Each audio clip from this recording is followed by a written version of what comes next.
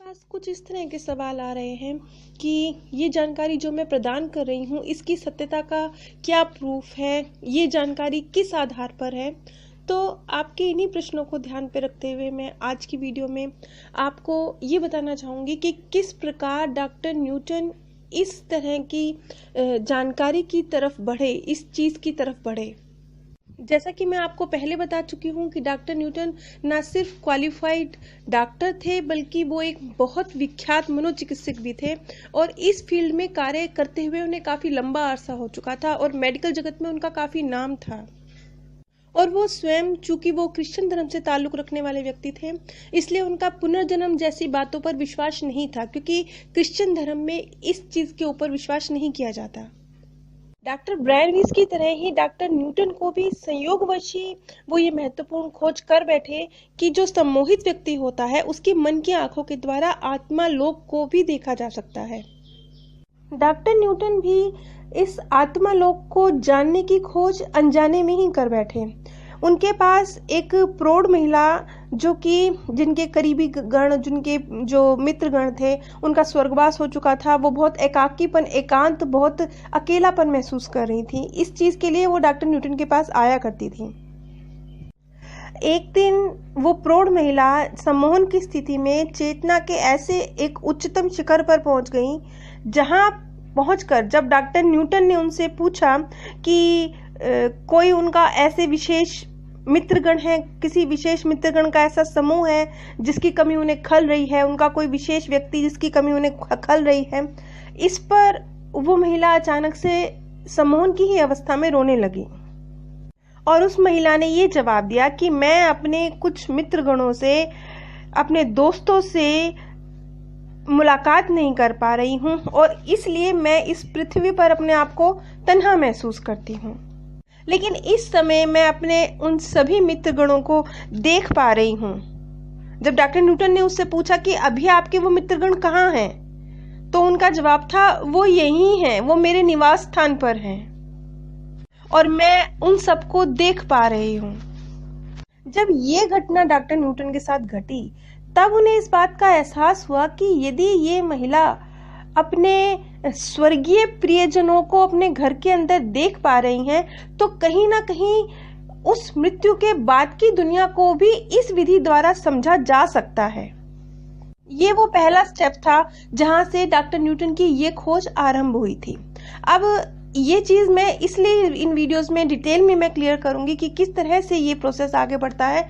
ये मैं इसलिए क्लियर कर रही हूँ क्योंकि कई बार मेरे पास कमेंट में इस तरह के सवाल आते हैं कि हमें किसी पास्ट लाइफ थेरेपिस्ट का या इस तरह का कोई किसी व्यक्ति के विषय में बताइए जिनसे हम संपर्क कर सकें। मैं यहाँ पर आप लोगों को ये बताना चाहूँगी कि यदि कोई क्वालिफाइड व्यक्ति, जैसे कि doctor Newton, doctor Raymond Moody, doctor Brian Weiss, ये सभी वो व्यक्ति हैं जो मेडिकल फील्ड से ताल्लुक रखते थे, जो एक क्वालिफाइड डॉक्टर्स रह चुके हैं, मनोविज्ञान के क्षेत्र में महान उपलब्धियां हासिल कर चुके हैं। उसके बाद इन्होंने इस क्षेत्र में रिसर्च करी है। जो आपको मैं जानकारी दे रही हूँ उसका ठोस आधार है। अब यदि आप किसी ऐसे ही व्यक्ति के पास चले जाते हैं जिसकी कोई बहुत कम शिक्षित है, जिनकी विज्ञान के विषय में तो कोई नॉलेज है ही नहीं, इस तरह की किसी ठग व्यक्ति के साथ यदि आप जुड़ जाते हैं तो वो आपको मिसगाइड कर सकता है, आपको गलत इंफॉर्मेशन दे सकता है, आपको ठग सकता है। और मेरी यही मंशा रहती है कि मेरी तरफ से सिर्फ सत्य जानकारी ही मेरे सब्सक्राइबर्स तक, उन लोगों तक जो इन वीडियोस को सुन रहे हैं, पहुंचनी चाहिए, ना कि मैं किसी व्यक्ति के किसी गलत व्यक्ति के साथ संपर्क कर ले। मैं उसकी वजह नहीं बनना चाहती। इस इंसिडेंट के बाद डॉक्टर न्यूटन ने यह फैसला लिया कि अब वो इस विषय पर खुद अनुसंधान करेंगे और जो व्यक्ति हैं, जो माध्यम है, उनको आत्मालोक में जो प्रवेश कराने का अभ्यास है उसे बेहतर करेंगे। अब सवाल ये उठता है कि सम्मोहन के द्वारा किसी की आत्मा तक कैसे पहुंचा जा सकता है।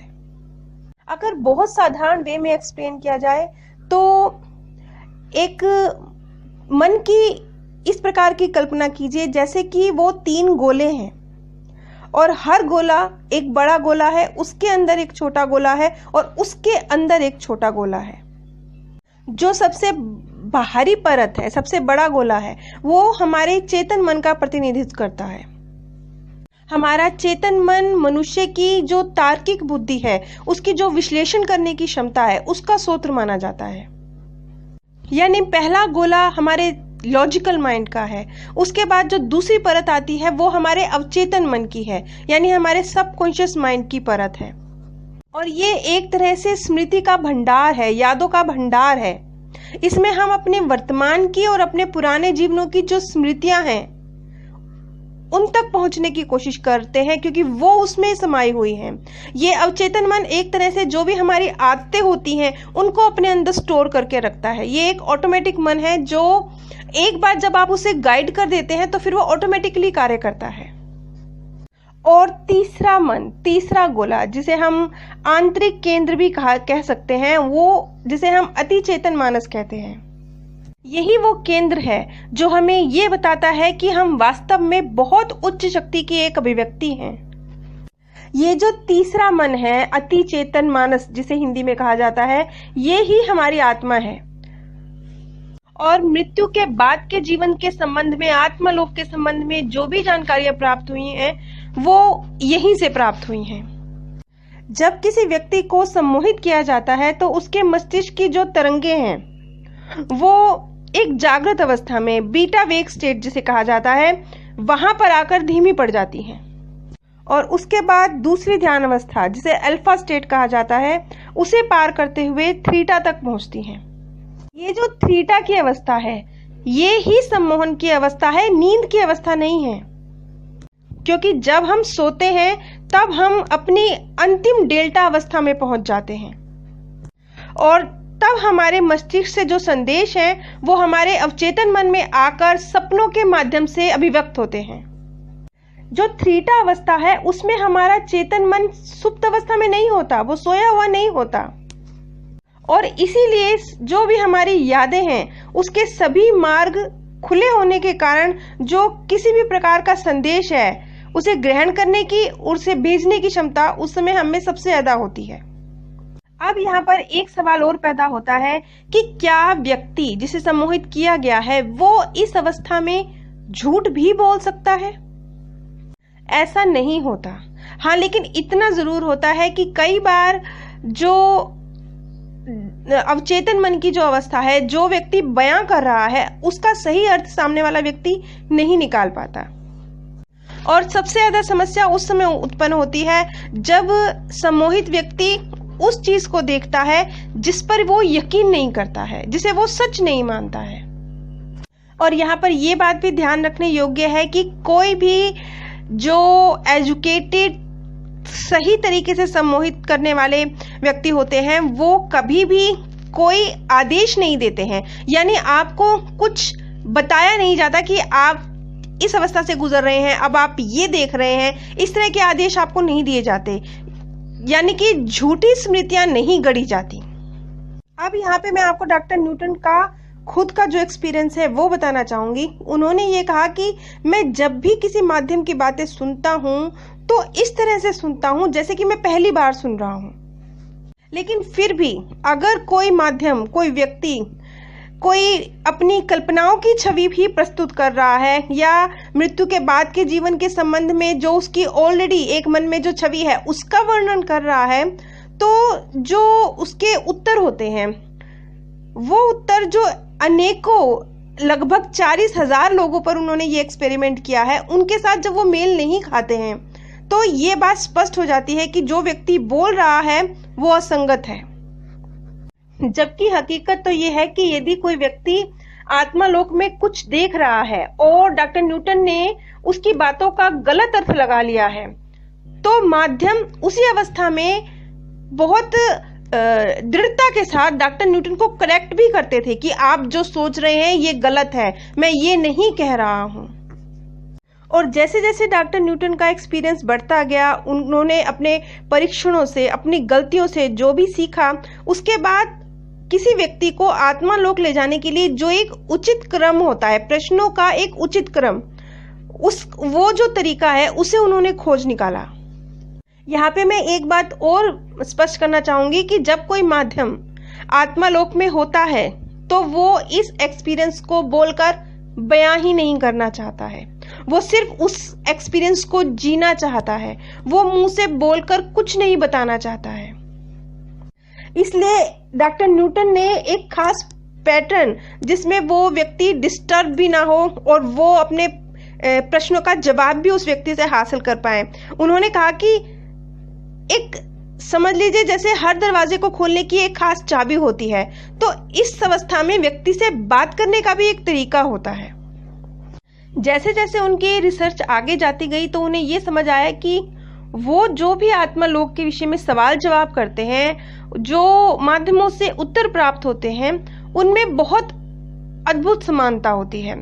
और जो उनकी भाषा शैली होती है, जो वो एक सजीव चित्रण प्रस्तुत करते हैं, शब्दों का जो जिस प्रकार से प्रयोग करते हैं, वो लगभग एक ही प्रकार का होता है।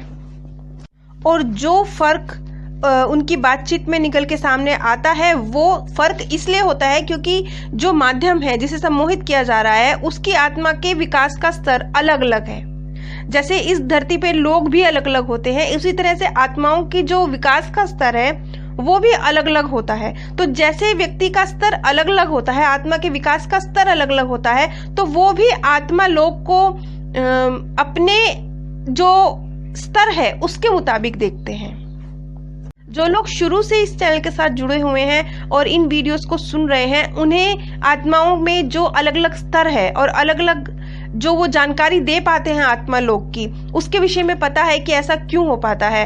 क्योंकि आत्मा लोक भी अपने आप में बिल्कुल एक कैलकुलेटेड और बहुत ही एक ऐसा स्थान है जहाँ का जीवन यहाँ से अधिक जीवंत है। क्योंकि आत्मा लोक इस पृथ्वी लोक से कहीं ज्यादा सुंदर और जीवंत है, इसलिए जो वर्णन करने वाली आत्माएं हैं वो भी अपने स्तर के मुताबिक अलग अलग वर्णन कर पाती हैं।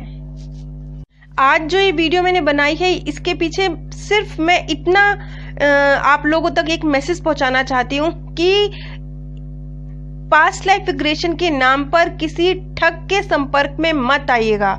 इस चैनल पे जो वीडियोस बनाई जा रही हैं वो एक क्वालिफाइड डॉक्टर्स के जो जानकारी है, उनकी वर्षों वर्ष की रिसर्च है, उसके ऊपर जो उन्होंने अपने लेख प्रस्तुत किए हैं उनके आधार पर बनाई जा रही हैं, ना कि किसी कोई भी अल्प शिक्षित व्यक्ति उठकर आकर आपसे ये कहता है कि मैं ये काबिलियत रखता हूं, मैं आपको पास्ट लाइफ में ले जाऊंगा। तो वो व्यक्ति ठग भी हो सकते हैं। ऐसे लोगों से हमें बहुत केयरफुल रहना है। मैं नहीं चाहती कि मेरा कोई भी सब्सक्राइबर इस तरह के लोगों के संपर्क में आए, क्योंकि मैं अगर आपको उस आत्मालोक के विषय में जानकारी दे रही हूँ, इस मृत्यु के बाद की दुनिया के विषय में जानकारी दे रही हूँ, तो मेरी ये भी ड्यूटी बनती है कि आप लोगों को जो सही रास्ता है मैं वो दिखाऊं, ना कि आप लोगों को मिसगाइड करूं। क्योंकि इस फील्ड में इस तरह के लोग बहुत हैं। यही वजह है कि मैं अक्सर लोगों को मना करती हूं कि कमेंट में दूसरे चैनल्स के लिंक ना शेयर करें, क्योंकि मैं नहीं जानती वो चैनल जिनके लिंक आप शेयर कर रहे हैं वो लोग उस फील्ड के महारथी हैं भी, या वो ऐसे ही ठग हैं, यूं ही उन्होंने झूठी सच्ची वीडियोस बना के अपलोड की हुई हैं और फिर लोग उनके लिंक मेरे चैनल पर मेरे कमेंट बॉक्स में शेयर कर रहे हैं। इसी विषय पर थोड़ी और जानकारी मैं अगले वीडियो में प्रस्तुत करूंगी। आप सभी पर परमात्म सौंदर्य, प्रेम और आनंद सदैव बरसता रहे। आप सभी दिव्य परम धाम में स्थान प्राप्त करें। मेरे पास कुछ इस तरह के सवाल आ रहे हैं कि